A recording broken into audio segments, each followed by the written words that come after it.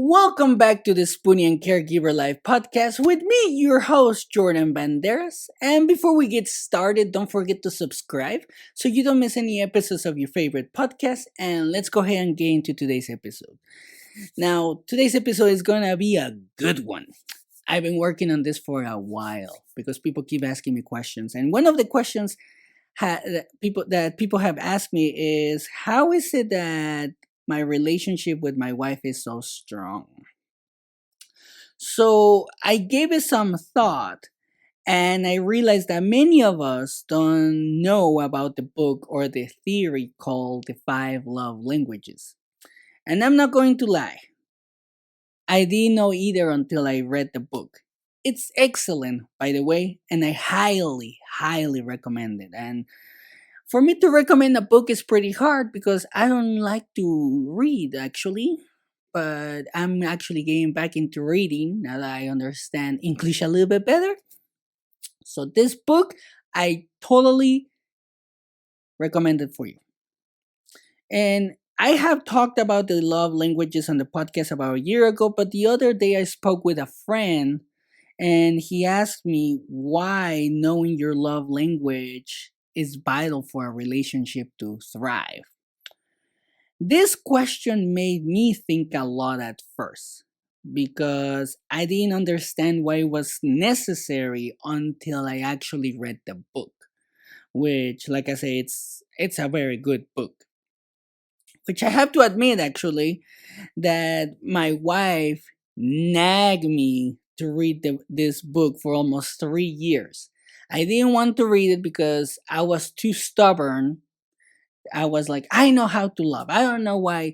I don't know why I have to read that book. I don't know. I don't care about that. Like, I know how to love. I'm going to give you the love that you need. Like I was stubborn. And if you either, it doesn't matter if you're a girl or a woman or a guy or anything, uh, just read the book because it will help you.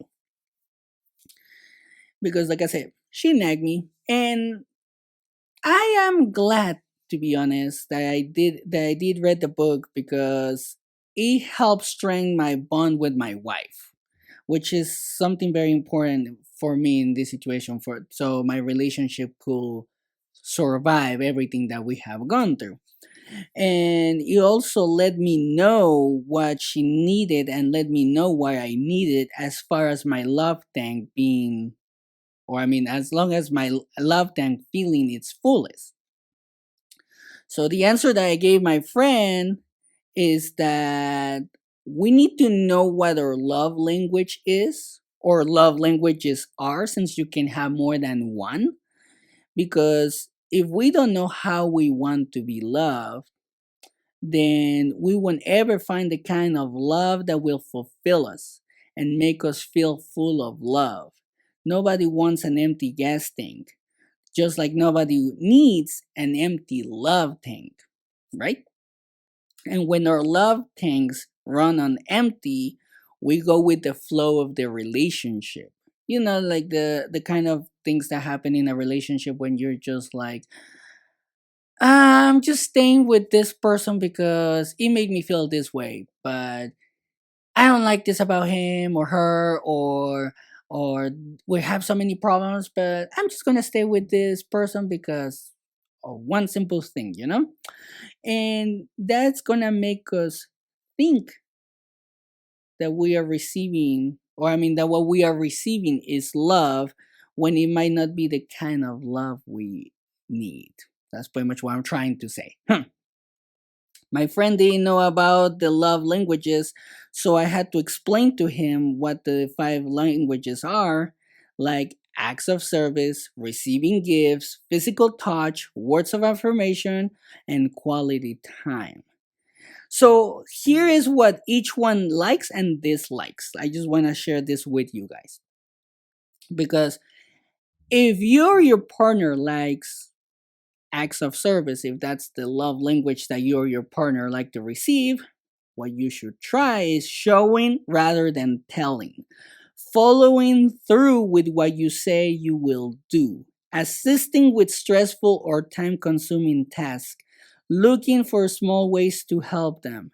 For example, cooking for them, running a bath, paying for gas, or being spontaneous, surprising them at work with flowers. And things to avoid are ignoring requests for help, not following through, being close minded, like feeding into gender based stereotypes when it comes to tasks. That's a big no no, especially in a relationship. That's just me. If your if your partner's love language is receiving gifts, what you need to try or what you should try is thoughtful thoughtfulness thoughtfulness. I can't even pronounce that word.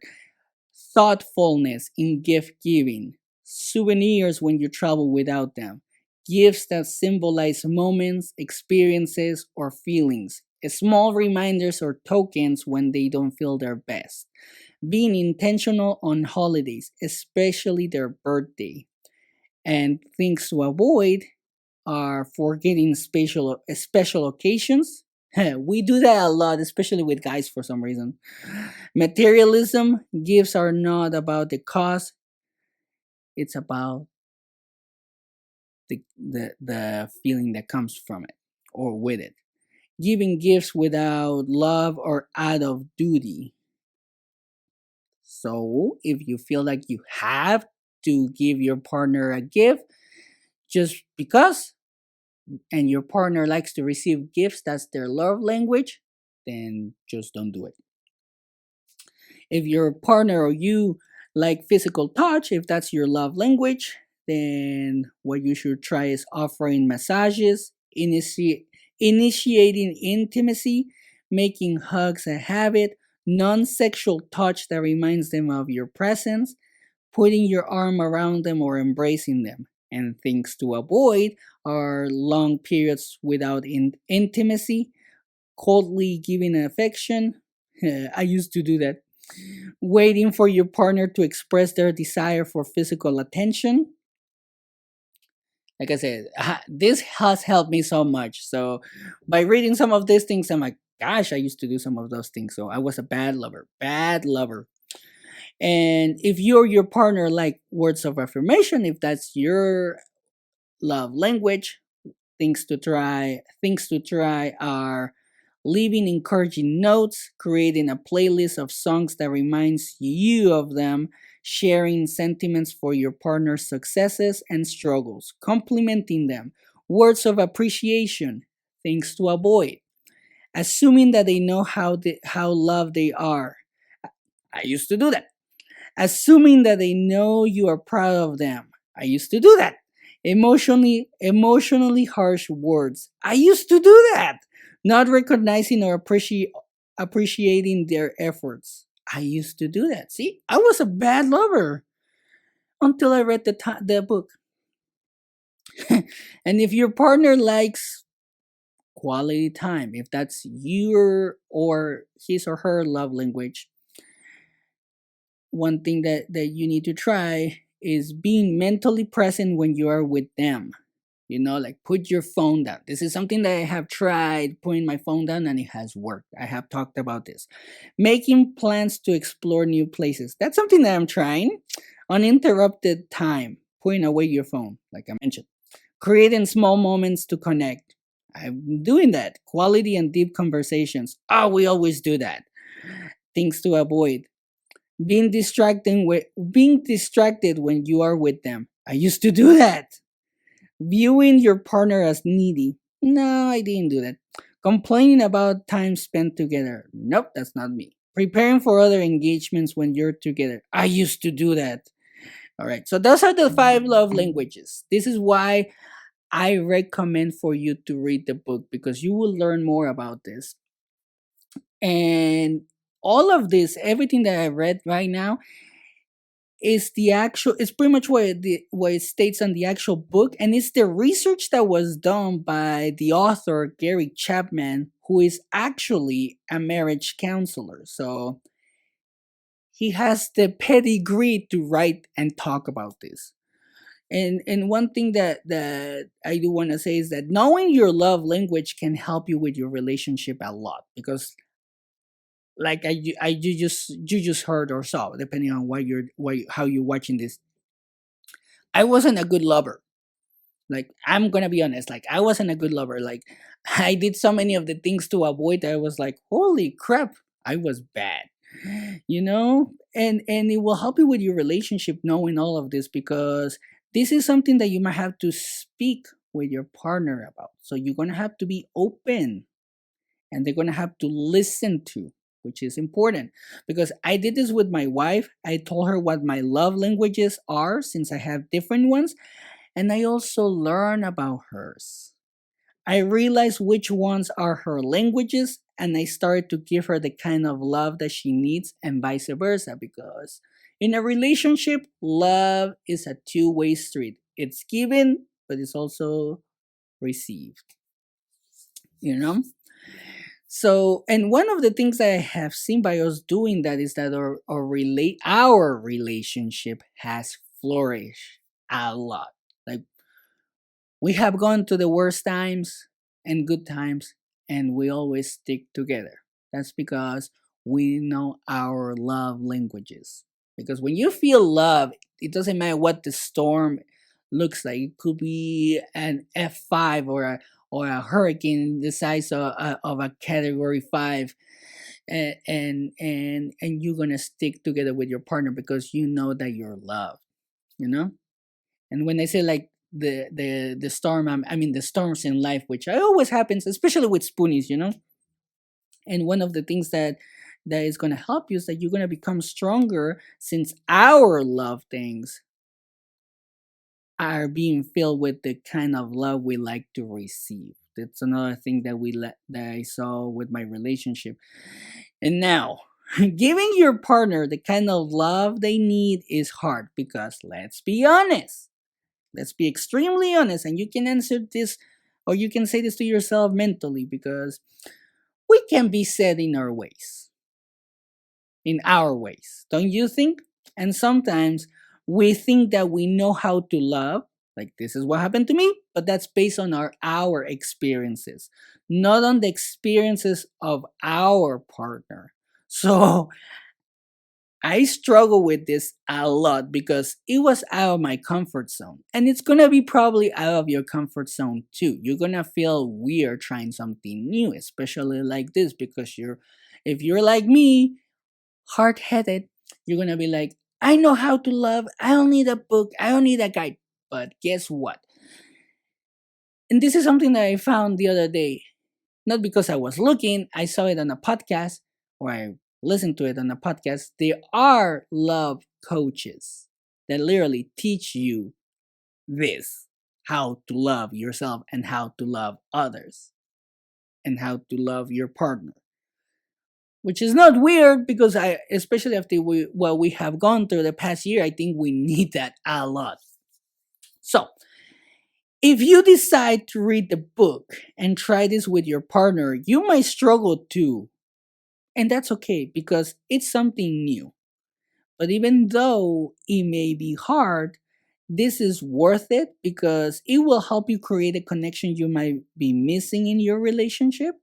And just like in my case, you and your spoonie or partner may be able to start working together towards finding a solution for whatever you are going through. Because now your partner is going to be able to give you more support. Probably they're going to be able to get more involved in whatever you're going through, which is pretty much what happened to me after learning my wife's love language. That's when I started to get more involved in her healthcare. And to be honest, it has helped. So that's pretty much what I wanted to talk about on today's episode. I think this is something that all of us need to hear about, the love languages, especially with everything that has happened, and especially with how busy our lives are nowadays. All the stress that we go through, we don't think about love a lot. We have bills to pay, we have kids to take care of, we have a lot of things going on every day. So sometimes we forget about the most important thing in the relationship, which is love, There's a reason why we're with our partner, or because we love them. And if we don't take care of their tank and they don't take care of our love tank, then the relationship is not gonna go anywhere. It's gonna stall. So that's pretty much what I wanted to talk about today. And and thank you for all your support. I really appreciate it. We're growing a lot, and it's organically, so I really appreciate it. Thank you for all the feedback. Thank you for all the support. Thank you for the likes. Thank you for the new listeners. Thank you. I have received a lot of feedback on the emails, and so I'm improving the podcast all thanks to you. I keep receiving ideas or subjects that you guys want me to talk about, so that's great. There's episodes for a long time. And with that said, don't forget to share, like, subscribe so you don't miss the episode, especially sharing right now because we want to reach as much people as we can so they don't feel alone, especially the people that are struggling right now, just like me, just like you, just like somebody that you know. This podcast might be able to give them some hope at least. That's pretty much what we want, give somebody hope. So don't forget to follow us on TikTok, Instagram, Facebook, and YouTube. Don't forget to share, like I mentioned. And if you want to share your story, you can send it to me at the Spoonie and Caregiver Life at gmail.com, or you can post it on our community on Facebook, which is the Spoonie and Caregiver Life community. And I'll leave you like always. Always take care of yourself, and in this case, take care of your partner's love tank. Have a great day.